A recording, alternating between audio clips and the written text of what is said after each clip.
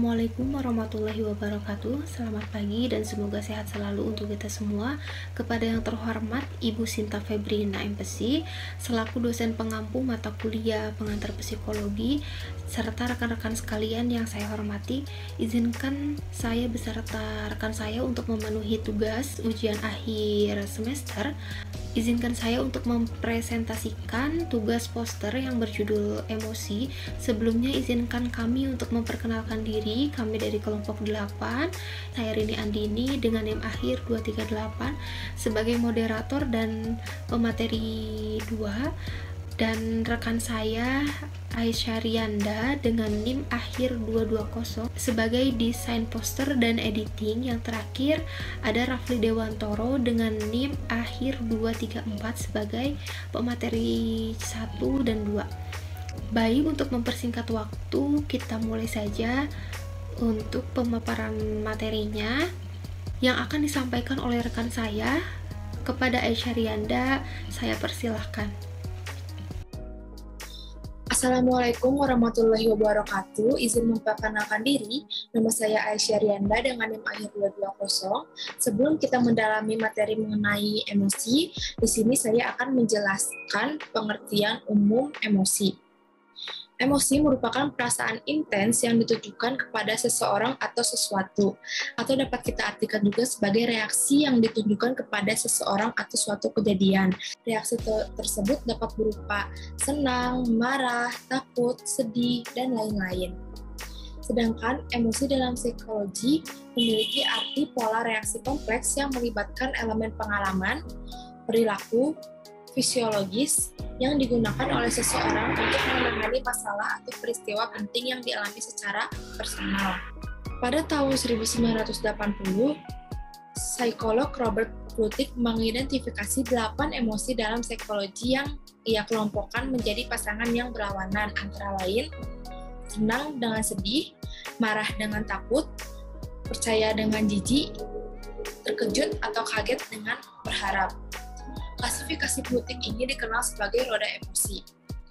Namun, hanya ada 4 emosi dasar yang mudah dikenali, sebab studi tersebut menemukan bahwa kemarahan dan rasa jijik memiliki ekspresi wajah yang serupa. Begitu pula dengan rasa terkejut dan takut. Hal ini menunjukkan bahwa perbedaan antara emosi tersebut berdasarkan sosiologis dan bukan berdasarkan biologis.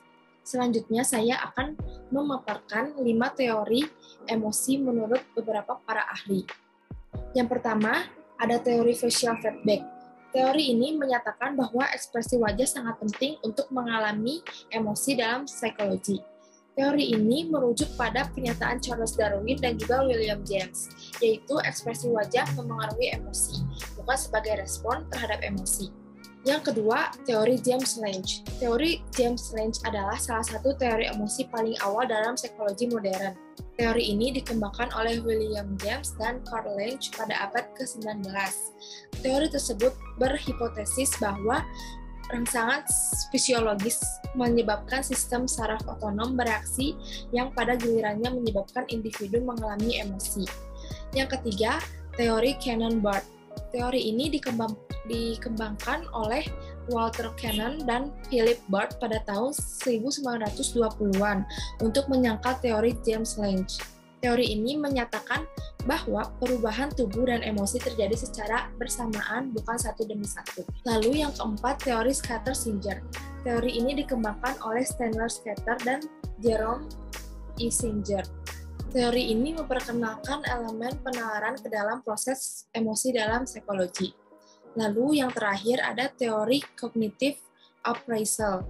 Teori ini dipelopori oleh Richard Lazarus. Menurut teori cognitive appraisal ini, proses berpikir harus terjadi sebelum mengalami emosi. Terdapat satu wilayah otak yang terlibat dalam proses emosi yang disebut amigdala. Letak amigdala ini berada di antara telinga. Amigdala membantu kita merespon suatu peristiwa emosional dan memerintahkan organ tubuh untuk bereaksi terhadap peristiwa tersebut. Sekian penjelasan dari saya, akan dilanjutkan oleh rekan saya. Terima kasih. Baik, selanjutnya akan dijelaskan oleh saya. mengenai pengaruh emosi terhadap perilaku dan perubahan fisik individu.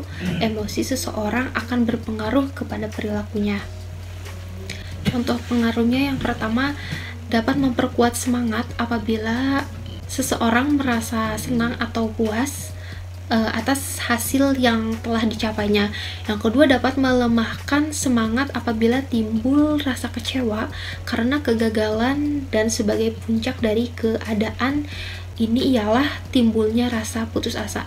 Yang ketiga, dapat menghambat dan mengganggu konsentrasi belajar apabila sedang mengalami ketegangan emosi, dan perkembangan remaja juga menimbulkan sikap gugup dan gagap dalam berbicara. Yang keempat, dapat mengganggu penyesuaian sosial apabila terjadi rasa cemburu dan iri hati. Yang kelima, suasana emosional yang dialami individu secara kecil dapat mempengaruhi sikapnya di kemudian hari, baik terhadap dirinya maupun terhadap orang lain. Lalu, ada penyebab remaja mudah marah.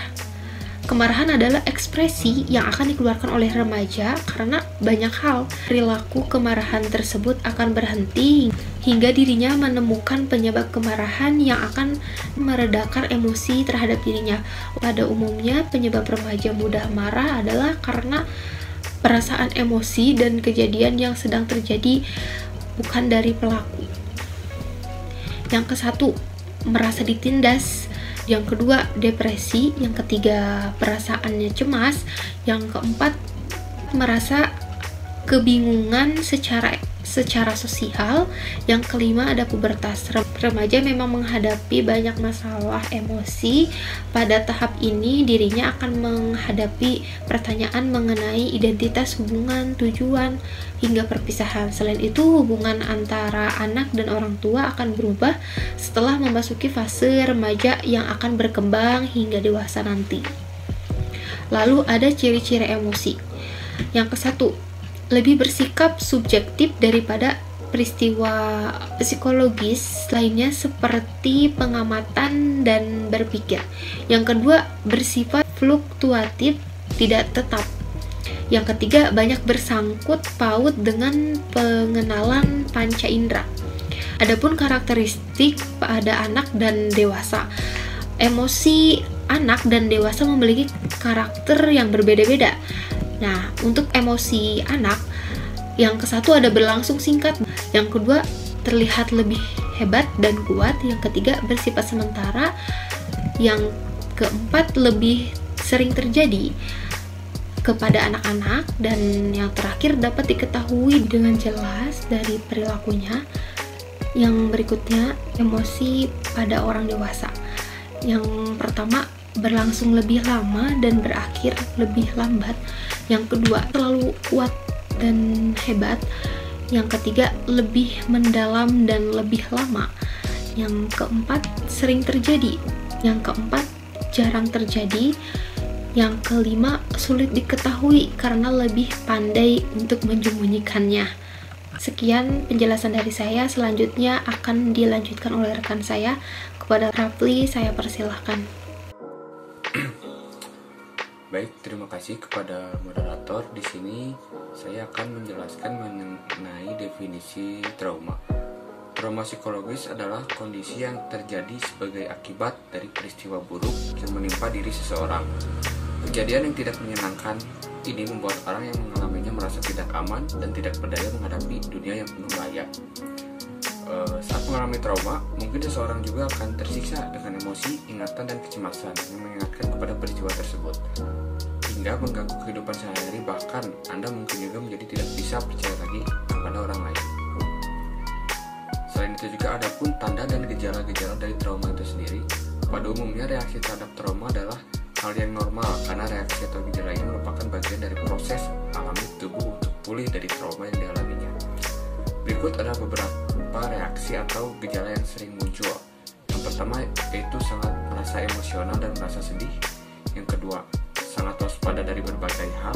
Yang ketiga, lelah secara fisik. Yang keempat, stres dan cemas yang berlebih. Yang kelima, overprotective terhadap orang-orang terdekat. Yang keenam, takut untuk berpergian karena khawatir akan terjadi sesuatu yang membahayakan dirinya sendiri. Dan yang keenam, takut berdiam diri sendiri. Reaksi lain yang dikelompokkan berdasarkan jenisnya pun ada, contohnya seperti reaksi mental, yaitu berkurangnya kemampuan untuk mengingat dan berkonsentrasi, sulit menghindari pikiran mengganggu yang berkaitan dengan kejadian traumatis, terus-menerus mengingat kejadian traumatis tersebut tanpa bisa dikendalikan, merasa hilang arah dan disorientasi.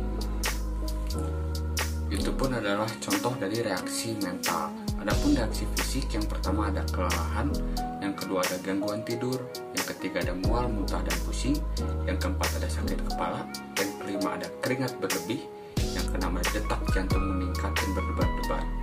Adapun selain itu reaksi perilaku, yang ada contohnya sebagai berikut, yaitu berusaha menghindari berbagai hal yang mengingatkan terhadap kejadian traumatis, yang kedua sulit berhenti untuk memikirkan apa yang telah terjadi, yang ketiga tidak melakukan aktivitas sehari-hari seperti biasanya, yang kelima perubahan terhadap nafsu makan seperti makan lebih banyak atau justru lebih sedikit, dan yang keenam mulai melakukan kebiasaan-kebiasaan sehat seperti merokok, mengonsumsi alkohol, nafsa ataupun kafein secara berlebih.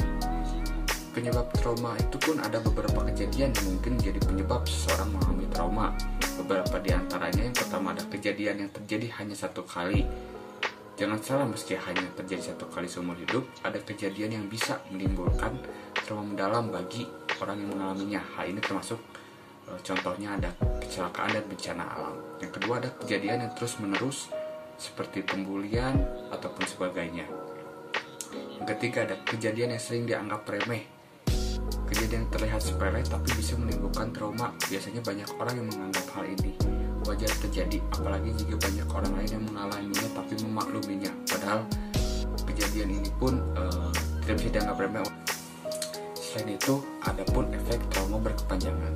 Ada beberapa efek dari trauma berkepanjangan yang mungkin terjadi. Yang pertama yaitu post-traumatic stress disorder adalah salah satu bentuk respon yang mungkin muncul setelah seseorang mengalami kejadian traumatis. Kemungkinan seseorang mengalami kondisi ini sangat tergantung dengan kejadian yang seseorang alami serta bagaimana seseorang menerima kejadian tersebut. PTSD merupakan bentuk reaksi yang sangat wajar.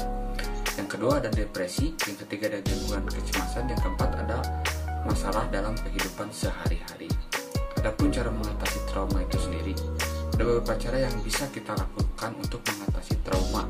Beberapa di antaranya adalah terapi. Salah satu cara tempuh dengan menjalani psikoterapi atau terapi psikologi. Cara ini dianggap salah satu cara yang paling efektif, khususnya jika sudah tidak bisa mengatasi kondisi ini secara mandiri atau dengan bantuan orang terdekat. Yang kedua ada penggunaan obat-obatan. Terkadang penggunaan obat-obatan tentunya dapat membantu mengatasi trauma, akan tetapi penggunaan obat ini harus berdasarkan resep dokter, bukan atas keinginan sendiri. Di samping itu, meski sudah mengonsumsi obat-obatan, dokter tetap harus melakukan pemeriksaan secara rutin terhadap kondisi kesehatan. Yang ketiga ada tindakan mandiri di rumah. Sebagai hal wajar setelah mengalami kejadian traumatis, trauma sebenarnya bisa hilang tanpa bantuan ahli medis. Namun harus ada kemauan dari diri sendiri untuk terlepas dari trauma yang dialami. Untuk mengatasi trauma tanpa bantuan ahli medis, ada beberapa hal yang bisa Anda lakukan, misalnya tidur yang cukup, olahraga yang rutin, dan konsumsi makanan bernutrisi dan tetap berinteraksi dengan orang lain. Saat mengalami trauma mungkin cenderung ingin sendiri, mengurung diri di kamar dan menjauhi semua orang, padahal terlalu banyak menghabiskan waktu sendiri justru dapat memperparah efek trauma yang Anda alami. Berinteraksi dengan banyak orang dapat membantu agar lebih mudah melalui masa-masa sulit ini. Oleh sebab itu, hindari terlalu banyak menyendiri dan habiskan waktumu bersama dengan orang lain, teman ataupun orang yang Anda sayangi. Baik, sekian materi yang dapat saya paparkan pada presentasi mengenai definisi trauma. Saya kembalikan kepada moderator. Terima kasih. Baik, mungkin sekian yang dapat kelompok kami sampaikan. Mohon maaf apabila ada kekurangan dan ada salah kata. Selebihnya mohon maaf. Sekian dan terima kasih. Wassalamualaikum warahmatullahi wabarakatuh.